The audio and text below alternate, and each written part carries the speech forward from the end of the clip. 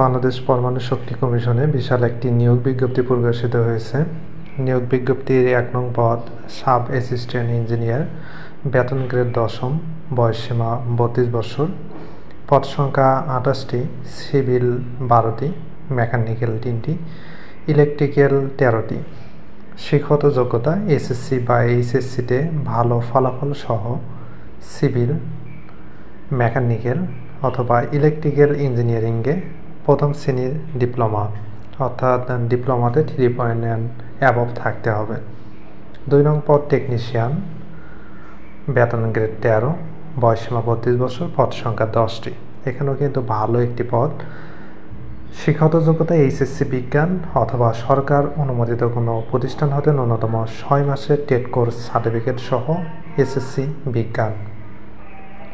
৩ নং পদ office assistant cum computer typist, বয়সসীমা 32 বছর, পদ সংখ্যা 13টি। শিক্ষাগত যোগ্যতা কোনো শিক্ষিত বিশ্ববিদ্যালয় হইতে ন্যূনতম 2য় শ্রেণী বা সমমানের সিজিপিএতে স্নাতক বা সমমানের ডিগ্রি, খনন শর্ত অনুযায়ী কম্পিউটার ব্যবহারের দক্ষতা এবং কম্পিউটার ওয়ার্ড প্রসেসিং টাইপিংয়ে প্রতি মিনিটে সর্বনিম্ন ইংরেজিতে 30 এবং বাংলায় 25টি শব্দের গতি থাকতে হবে।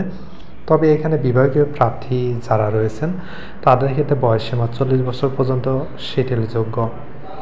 ৪ নং পদ স্টেনোগ্রাফার কাম কম্পিউটার অপারেটর, বেতন গ্রেড 13, পদ সংখ্যা 32টি, বিভাগীয় প্রার্থীর ক্ষেত্রে 40 বছর, পদ সংখ্যা 4টি। শিক্ষাগত যোগ্যতা কোনো শিক্ষিত বিশ্ববিদ্যালয় হইতে ন্যূনতম 2য় শ্রেণী বা সমমানের সিজিপিএতে স্নাতক বা সমমানের ডিগ্রি, এখানেও কম্পিউটারের টাইপিং টেস্টে গতি থাকতে হবে। ৫ নং পদ টেকনিশিয়ান 2, বেতন গ্রেড 15, পদ সংখ্যা 3টি।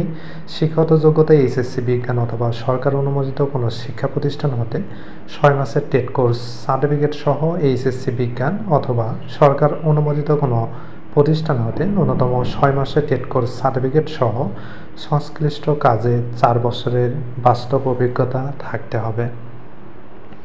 6 নং পদ সায়েন্টিফিক অ্যাসিস্ট্যান্ট 2, বেতন গ্রেড 15, পদ সংখ্যা 41টি। এখানে বড় একটি পদ অর্থাৎ বিশাল সংখ্যক একটি পদ।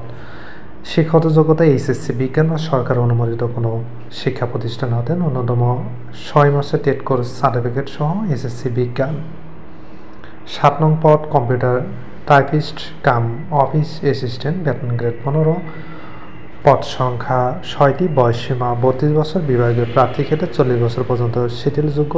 শিক্ষাগত যোগ্যতা কোনো শিক্ষিত বোর্ড হইতে ন্যূনতম 2য় বিভাগ বা সমমানের সিজিপিএতে উচ্চ মাধ্যমিক সার্টিফিকেট বা সমান পরীক্ষা উত্তীর্ণ। এছাড়া কম্পিউটার টাইপিংয়ে প্রতি মিনিটে যথাক্রমে বাংলা ও ইংরেজি 20 ও 20টি শব্দের গতি থাকতে হবে। 8 নং পদ কম্পিউটার টাইপিস্ট, বেতন গ্রেড 16, পদ সংখ্যা 19টি। শিক্ষাগত যোগ্যতা কোনো শিক্ষিত বোর্ড হইতে ন্যূনতম 2য় বিভাগ বা সমানের সিজিপিএতে উচ্চ মাধ্যমিক সার্টিফিকেট বা সমান পরীক্ষা উত্তীর্ণ। কম্পিউটার টাইপিংয়ে দক্ষতা থাকতে হবে। 9 নং পদ টেকনিক্যাল হেল্পার, বেতন গ্রেড 19, পদ সংখ্যা 9টি।